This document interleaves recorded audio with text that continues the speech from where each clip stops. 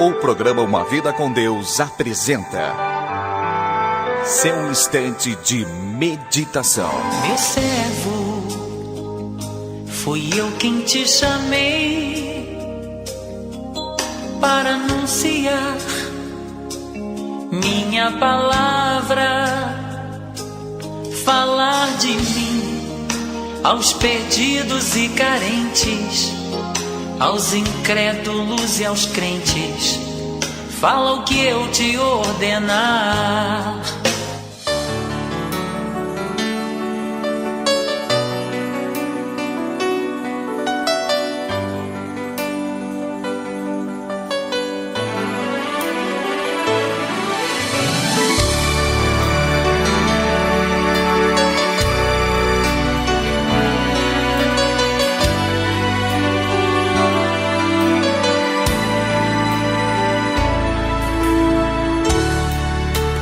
Glórias a Deus, meu querido e meu amado irmão, ouvinte do programa Uma Vida com Deus. É chegado o momento em que devemos meditar na gloriosa palavra de Deus. Abra por gentileza a sua Bíblia no livro dos Atos dos Apóstolos, que comumente eu chamo Atos do Espírito Santo, capítulo 2. Capítulo 2, versículos 41 a 47, que leremos para meditarmos nesta tarde sobre quais são os resultados de um verdadeiro avivamento.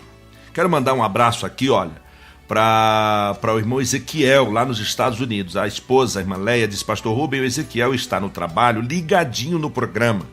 E envia um abraço e um dia de vitória para todos os ouvintes. Deus abençoe. Lá nos Estados Unidos, eles estão ali na cidade de Worcester, mandando um recadinho pra gente aqui. Grande abraço, querido Kiel, obrigado pelo carinho, vocês são bênção de Deus aqui para todos nós. Leia é uma maravilha, me ajudando, compartilhando, e o Kiel também. Um beijo grande para todos vocês, queridos. Sucesso aí no trabalho e também tem um dia de vitória para todos vocês aí, em o nome do Senhor Jesus Cristo. O programa Uma Vida com Deus é uma bênção, alcança todas as partes do planeta.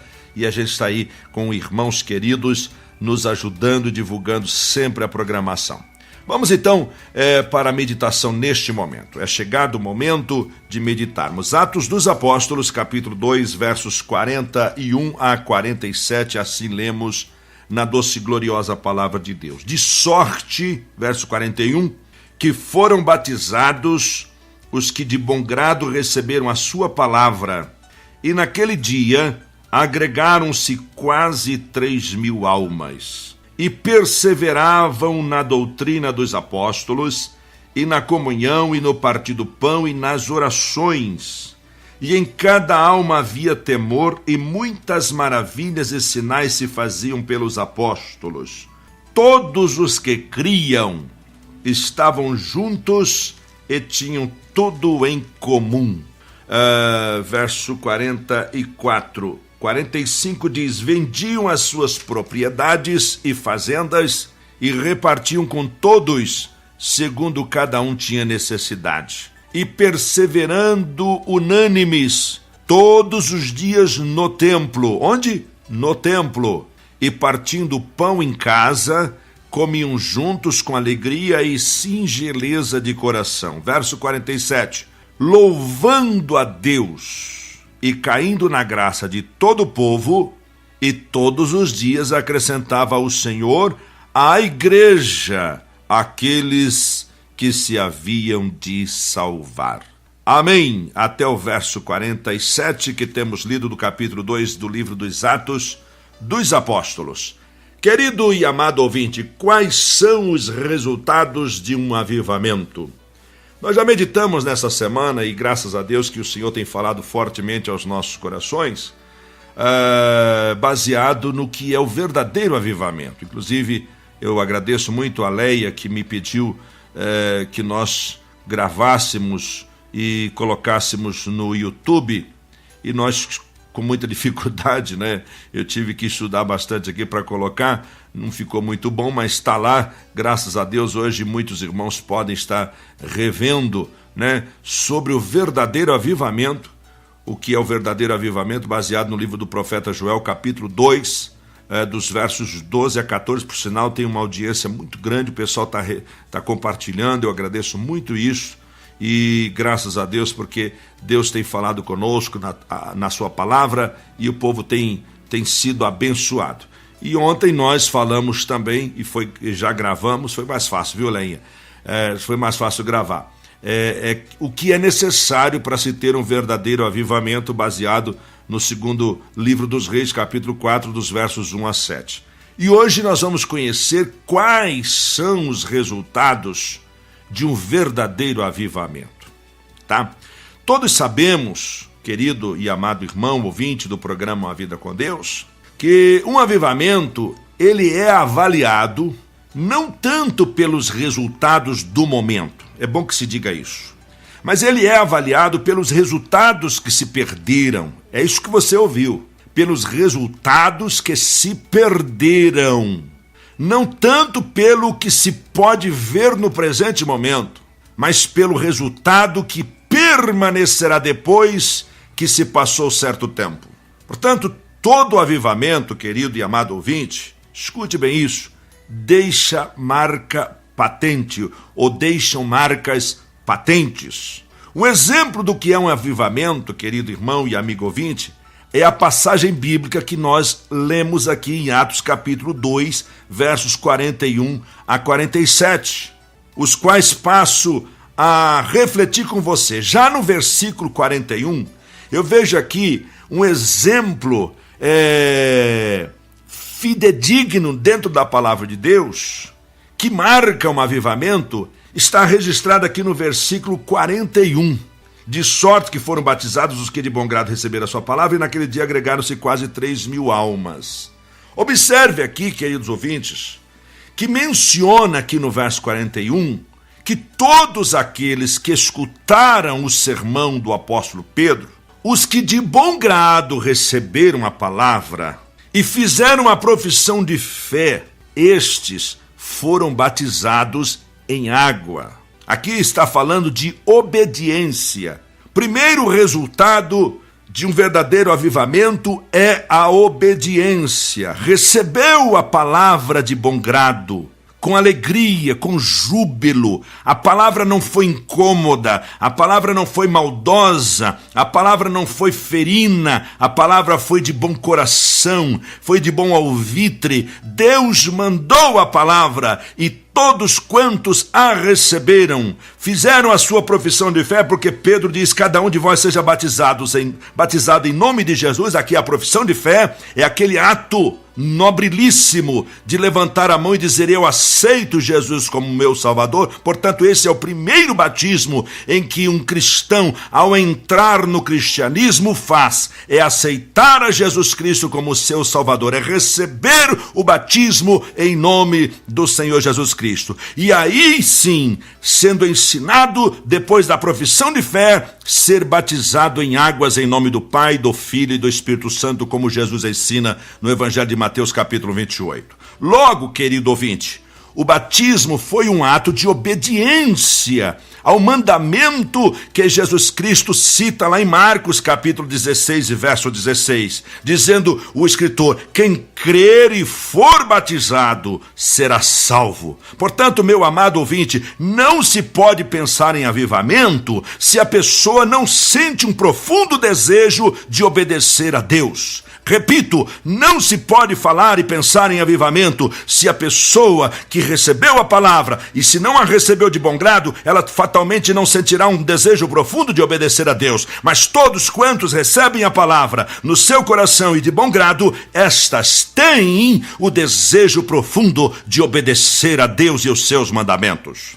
Quando Saulo de Tarso, ele teve aquele encontro com Cristo no caminho de Damasco, a primeira pergunta que fez ao Senhor depois de saber quem Jesus era foi essa: Senhor, que queres que eu faça? Lá em Atos capítulo 9, verso 6, melhor dizendo. Note aqui, querido, que a pergunta que Saulo fez não foi um mero formalismo. Absolutamente.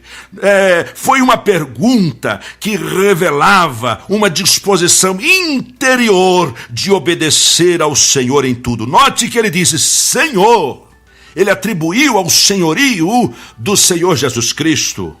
Ele recebeu o Senhor Jesus como seu Senhor. E, portanto, quem tem o Senhor Jesus como seu Senhor, tem uma disposição em obedecer tudo quanto ele nos disser. Note que a Maria, quando lá na transformação de água em vinho, que Jesus transformou água em vinho, que os perguntaram para Maria, que ela falou assim: escuta, vocês vão fazer tudo quanto ele vos disser. Isso é disposição de obedecer a Jesus Cristo. Isso é obediência. Esse é o primeiro resultado que vem na vida cristã quando a pessoa recebe por fé o Senhor Jesus Cristo como seu Senhor e seu Salvador. Então, querido ouvinte, no caso de Saulo, não foi um mero formalismo, não, senhores. A sua pergunta revelou uma disposição interior de obedecer ao Senhor Jesus em tudo, em tudo, em tudo. Louvado seja o nome do Senhor. Quando Deus também falou com aquele jovem Samuel, lá no Antigo Testamento, no primeiro livro de Samuel, capítulo 3 e versículo 10, a Bíblia diz que este, orientado pelo ancião, na época, o sacerdote Eli, ele respondeu dizendo o seguinte: fala, Senhor, porque o teu servo ouve. Veja, querido ouvinte, muitas vezes queremos e desejamos que Deus nos fale. E outras vezes, ainda que Ele esteja nos falando, não queremos ouvir. Eu tenho certeza absoluta que nesta tarde, o Senhor está falando conosco e tem muitos que estão desejosos para ouvir.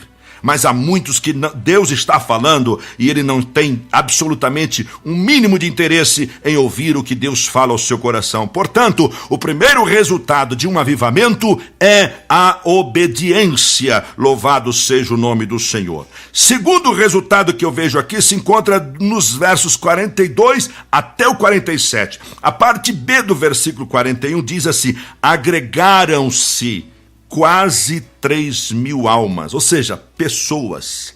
Às vezes fica meio complicado, é porque a nossa Bíblia foi traduzida para o português de Portugal. Então, quando fala almas aqui no Brasil, quando fala alma, dá a impressão que é aquela alma que aparece de noite, né? Não, senhor, pessoas.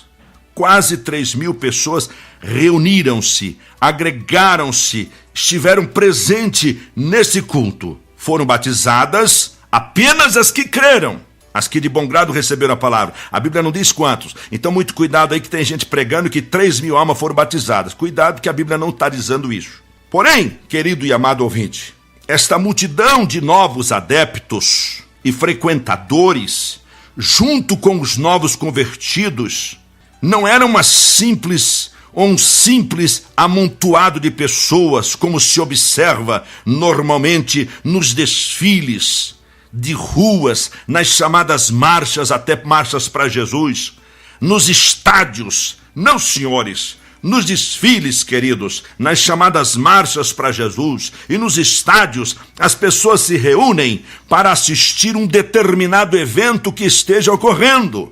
No entanto, o amontoado de pessoas não significa dizer que ali existia unidade pelas pessoas. Não, senhores. Observem, queridos, 3 gatos, vou fazer uma ilustração aqui, 3 gatos podem estar amarrados pelo rabo e pendurados juntos. Isto não significa que eles estejam em unidade. Aliás, eles podem até estar juntos e, quem sabe, até lutando um contra o outro. É isso que eu quero que você entenda. Porque o segundo resultado de avivamento, além de obediência, é unidade. É unidade. Quando uma igreja não se une, quando um povo não se une, não provou, não experimentou o verdadeiro avivamento. Pode ser chamado de qualquer outra coisa, menos de igreja unida. Quando lá no versículo 44 diz o seguinte: todos os que criam estavam juntos. Não é isso que está escrito aí? Pois bem, não está falando aqui simplesmente de presença corporal, mas de uma unidade espiritual. Esse é um resultado. Observe, querido ouvinte, que no matrimônio, por exemplo, pode-se estar legalmente unidos no matrimônio, no casamento, né? Legalmente está lá no cartório, feito o certidão de casamento, fulano é de sua livre e espontânea vontade contrair matrimônio ou contrair núpcias ou casar-se com fulana de tal e vice-versa. Pode-se legalmente estarem unidos. Todavia, os cônjuges viverem debaixo do mesmo teto, comer na mesma mesa, dormir na mesma cama, tá? Aleluia. Eles podem não estar unidos. Eles podem estar, inclusive, já divorciados. Não significa dizer que está debaixo do mesmo teto, estar legalmente casado, comer na mesma cama, dormir na mesma cama, ou melhor, comer na mesma mesa, dormir na mesma cama, não significa dizer que nos seus sentimentos eles estejam casados. Podem estar divorciados. E em uma igreja, querido ouvinte do programa Uma Vida com Deus, segure aí, podemos nos reunir em 200, 300, 1000 ou mais pessoas. O fato de se estar presente debaixo de um mesmo teto e participar de uma mesma religião, de uma mesma profissão de fé, não significa que estamos unidos. A unidade, querido, é uma disposição interna e não uma presença física. É bom que se diga isso. A unidade da igreja primitiva que fala o livro de Atos se expressava por meio do cuidado, da atenção que cada um tinha com o outro. Veja aí o versículo 44 e 45 que diz: e todos os que criam estavam juntos e tinham tudo em comum. O versículo 45, inclusive, chega a dizer o seguinte: vendiam as suas propriedades e fazendas e repartiam com todos, segundo cada um tinha as suas necessidades. Aliás, querido e amado ouvinte, um bom sinal de uma profunda experiência com Deus é que nós, dos nossos recursos que Deus tem nos dado, investamos também em nossos irmãos necessitados. Isso é sinônimo de quem tem como resultado o verdadeiro avivamento. Possivelmente, meu amado e querido ouvinte, muitos irmãos não necessitam que repartamos com eles os nossos bens materiais. Porém, mais do que isso, eles necessitam que repartamos com eles os nossos bens espirituais. Oh, aleluia! Eu estou sentindo Deus falar aqui forte comigo. Possivelmente, meu querido e amado ouvinte, nenhum de nós necessitemos de roupa, de calçado, da casa, do veículo, muito menos do dinheiro do nosso irmão. Porém, necessitamos do seu carinho, necessitamos do seu amor, da sua compreensão e, sobretudo, da oração do nosso irmão. Aleluia! Isso significa dizer que é o resultado de quem verdadeiramente vive um avivamento espiritual. Terceiro avivamento espiritual, versos 42, 46 e 47. Esta é a perseverança em vários aspectos. Diz o versículo 42, e perseveravam na doutrina dos apóstolos. Verso 46 diz assim, e perseverando unânimes todos os dias. Verso 47, louvando a Deus e caindo na graça, e todos os dias acrescentava o Senhor à igreja aqueles que se haviam de salvar. Então, o terceiro resultado aqui que eu encontro nesses 3 versículos citados é a perseverança. Se não passamos por esse resultado, eu não posso dizer, não há o que se falar em avivamento, em verdadeiro avivamento. Perseverança em vários aspectos. E eu vou começar aqui no verso 42. Diz o texto, perseveravam na doutrina dos apóstolos. Isto é, não se congregavam como num mero clube social, mas como uma igreja. Aleluia. Está percebendo, crente, como tem se descaracterizado hoje o sentido igreja? Muitos vão à igreja como se fossem a um clube social, a um Rotary, a um Lions, ou a uma organização qualquer, que diga-se de passagem, por sinal, muito boas, mas não é igreja. E não se pode mudar essa figura. A igreja é o corpo místico de Cristo. Ali estão os salvos, ali estão os comprados, os lavados, os remidos no sangue de Cristo. A inquietude primordial daqueles irmãos da igreja primitiva era que houvesse uma identidade como um grupo religioso, não como meros adeptos, meros cúmplices, meros sócios de um clube, mas como uma identidade de um grupo religioso. Esse é o primeiro aspecto que eu considero na perseverança. Segundo aspecto, a Bíblia diz ainda no versículo 42, uns com os outros. Perseveravam na doutrina dos apóstolos, na comunhão e no partir do pão e nas orações. Aqui está falando de comunhão uns com os outros. A igreja primitiva não era integrada por células de irmãos. Viu essa novidade que tem surgido por aí? Segura aí. Que é antibíblica, viu? É antibíblica, não tem base bíblica para fundamentar com células. Tá? Ou seja, aqueles grupos de 4, de 5, de 12, por aí vai. Na igreja primitiva ela não era integrada por células. Mas eles se relacionavam com todos os irmãos, onde? Na igreja. Está escrito aí, na doutrina dos apóstolos, e na comunhão, e no partir do pão, e nas orações. E todos os que criam estavam juntos e tinham tudo em comum. Onde? Na igreja. A comunhão era uns com os outros, ou seja, com todos. Muitas vezes, queridos e amados irmãos ouvintes do programa Uma Vida com Deus, temos comunhão na igreja somente com alguns irmãos, que parece que nos damos melhor com eles, nos identificamos mais com eles. E com os demais, apenas cumprimentamos com aquela gloriosa saudação da nossa igreja, a paz do Senhor, e nada mais. Isto, querido ouvinte, não é comunhão bíblica.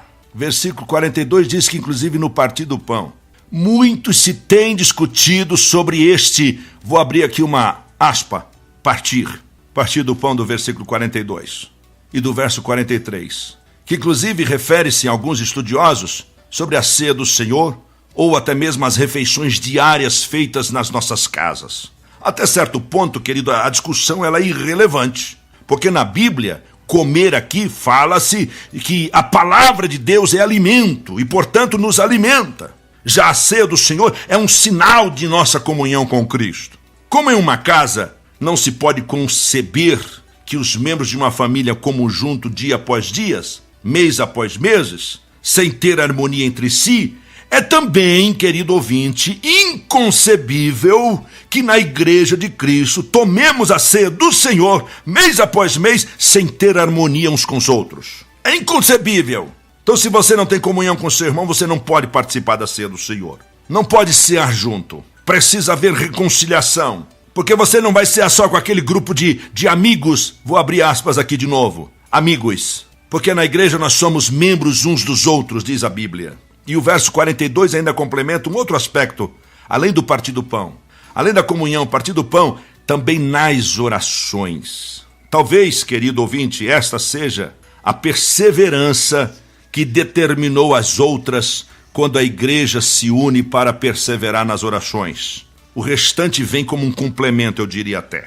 Muitas vezes, perseveramos no louvor, nas reuniões sociais da igreja, nas reuniões de cultos de nossa igreja, porém, não perseveramos unidos nas orações. E indiscutivelmente, querido ouvinte, o êxito da igreja primitiva deveu-se, em grande parte, à perseverança que ela teve na oração. Na igreja primitiva, os problemas se resolviam com oração. Diz a Bíblia lá em Atos 3, 1-9, que quando Pedro e João foram presos e inquiridos pelo Sinédrio acerca da cura do coxo, lá de Atos 3, foram ameaçados para que não mais falassem no nome do Senhor Jesus a homem algum.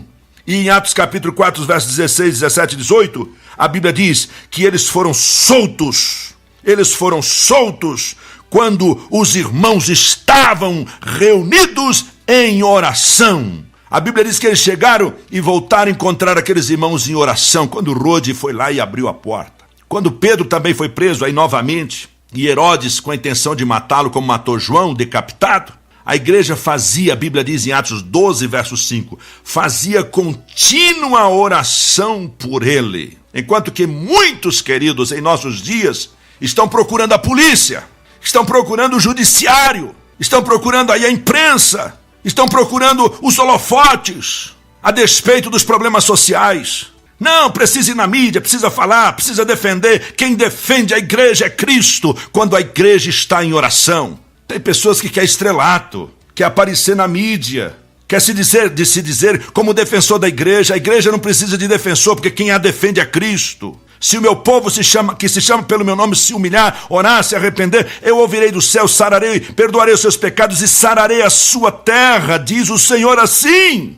Ah, pastor, o senhor está retrógrado. Não, senhores, é inversão de valores. O espiritual tem perdido espaço para o natural, para o estrelato, para a mídia, para se aparecer por aí. Não precisamos disto. Quem nos defende é Cristo, portanto, joelhos no chão, unidade na oração. Se o Brasil todo orar, se o Brasil todo clamar ao Senhor dos céus, eu duvido e faço pouco que essas coisas aconteçam em nossa nação. Eu duvido e faço pouco, mas infelizmente, pastores que chegam na igreja não dobram seus joelhos mais. Obreiros que chegam na igreja só na hora de pregar, os pregadores, cantores que só chegam na hora de cantar, e são estrelas. Terminam antes do amém, antes da bênção apostólica para ir vender os seus materiais lá fora. Não tem mais compromisso com o Senhor através da oração. Não se levantam mais de madrugada. Não clamam mais ao Senhor quando a Bíblia diz: clama a mim e responder-te-ei. E anunciar-te-ei coisas grandes e firmes que não sabes. Infelizmente, esta é uma verdade real, nua e crua. Não se tem mais uma semana de oração. Não se tem mais 1 horinha de oração. Isso é antigo. Jesus disse lá para os seus discípulos lá no Getsêmani: não podeis velar comigo sequer 1 hora. Passa tão rápido. Nós estamos essa semana todos os dias no templo ali orando. Toda semana que antecede a ceia do Senhor, domingo é a ceia do Senhor. E toda semana que antecede, tiramos pelo menos 1 horinha na igreja.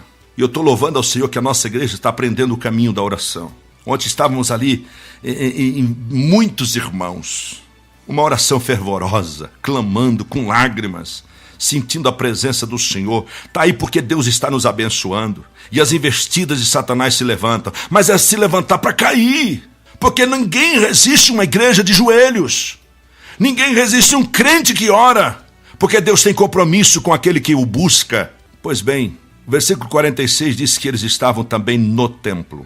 Além de estarem, queridos agregados, na comunhão dos apóstolos, uns com os outros, no partir do pão, nas orações, eles também estavam no templo. Segura aí. Como consequência da descida do Espírito Santo, surgiu, queridos, um desejo intenso de se estar na casa de Deus. Desejo. Mas não é esse desejinho, alegrei-me quando me disseram vamos à casa do Senhor, não. É um desejo que muitos crentes só sentiram quando aceitaram a fé. Que não via o dia e a hora de chegar a hora de um culto, que tomavam banho mais cedo, que se arrumavam mais cedo, que se arrumavam com a melhor veste para ir ao templo, para a casa de Deus. Avivamento, como resultado é isto. Perderam o desejo intenso de estar na casa de Deus.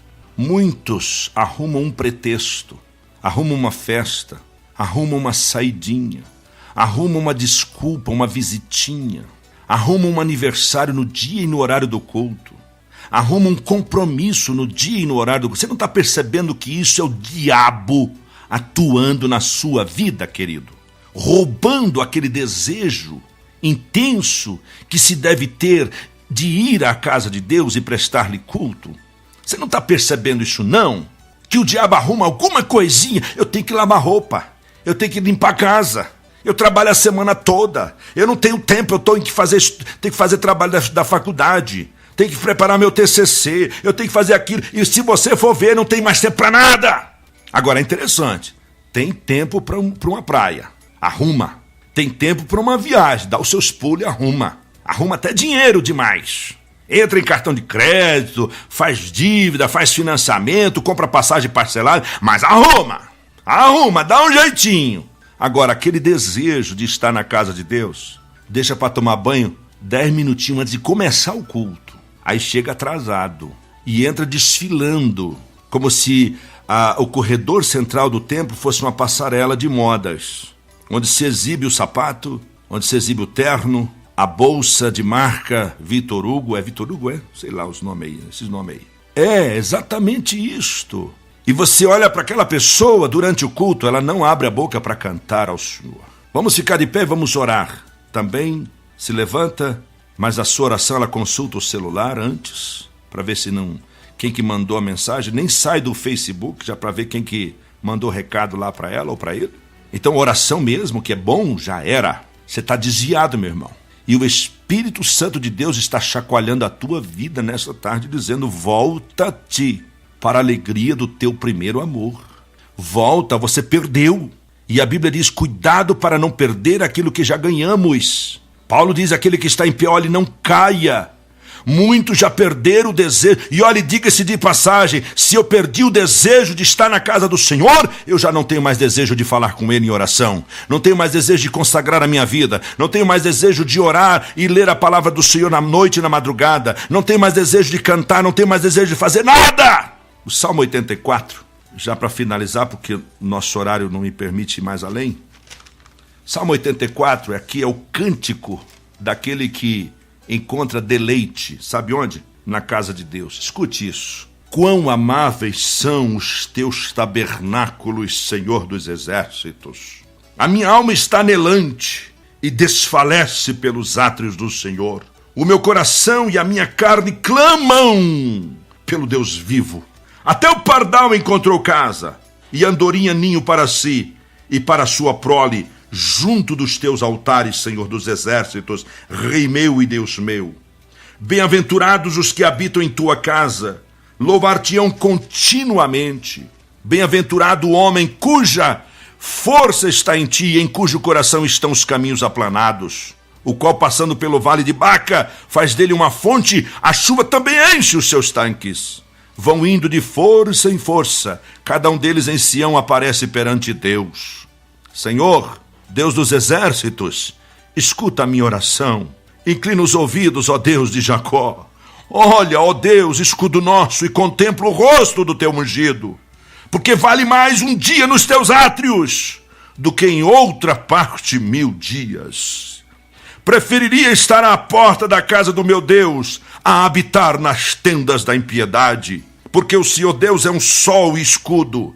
O Senhor dará graça e glória, não negará bem algum aos que andam na retidão.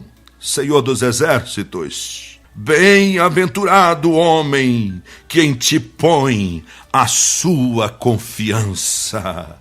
Aleluia! Louvado seja o nome do Senhor. Portanto, queridos e amados irmãos, ouvinte do programa Uma Vida com Deus, são estes os sinais que nos acompanham quando dizemos que estamos em um avivamento.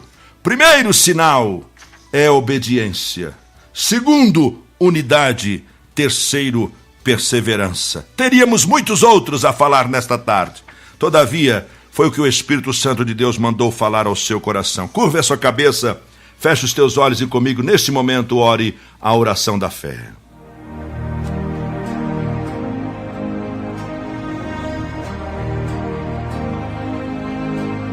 Uma vida com Deus e o momento da oração. Atende, ó Senhor, a minha oração e ouve as minhas súplicas. Responde-me, ó Deus, tão justo e fiel, não entre em juízo comigo.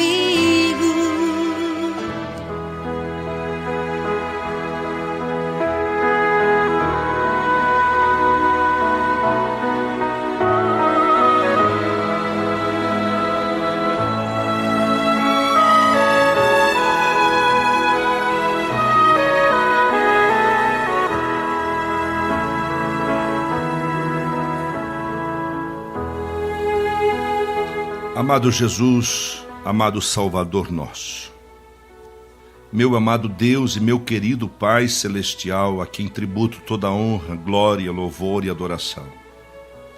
Seja santificado, meu grande Deus e Pai de meu Salvador Jesus Cristo, teu nome para todo sempre. Te louvo, Senhor, por tua gloriosa palavra, que não nos deixa equivocados, que não nos deixa pesarosos, que não nos deixa em dúvida. E eu sou grato a Ti, Senhor. Sou muitíssimo grato a Ti, Senhor, por conceder-me tamanho privilégio. Poder compartilhar com os meus irmãos, com a minha família, com a minha igreja, com o Teu grande povo, a Tua palavra, que é, na verdade, a espada de dois gumes. Ela tanto penetra porque ela penetrou em mim, como ela também corta pelos dois lados, tanto para a direita quanto para a esquerda. Ela tem atingido os da direita e os da esquerda, porque ela é a espada de Deus, é a tua palavra. E Jesus, na oração sacerdotal, ele lembrou-se muito bem, dizendo: Pai, santifica-os na tua palavra. A tua palavra é a verdade. E ela realmente o é. E eu louvo a ti, ó Pai. Eu louvo a ti, ó Pai, porque nesta tarde, mais uma vez, a tua palavra se revela e mostra-nos que o verdadeiro avivamento resulta todos esses três sinais que nós acabamos de dizer. Portanto, meu grande Deus, alcance esse meu irmão, essa minha irmã que está precisando de um encontro pessoal com Deus, porque já perdeu há muito tempo. Já não sente mais a alegria do Senhor para buscá-lo em oração e exercitar pela fé todos esses sentimentos que acabamos de ministrar aqui, Senhor. Eu peço por todos, ó Pai, no nome eterno, santo, bendito e glorioso de Jesus Cristo, meu Salvador, que a tua unção seja derramada agora, Senhor, em cada vida, em cada coração, para que todos recebam o toque do Senhor e vivam como resultados o verdadeiro avivamento. Pai, é para a glória do teu nome que eu estou te pedindo já agradecido, em nome de Jesus, o meu Senhor e Salvador, que vive e reina por toda a eternidade. Amém e amém.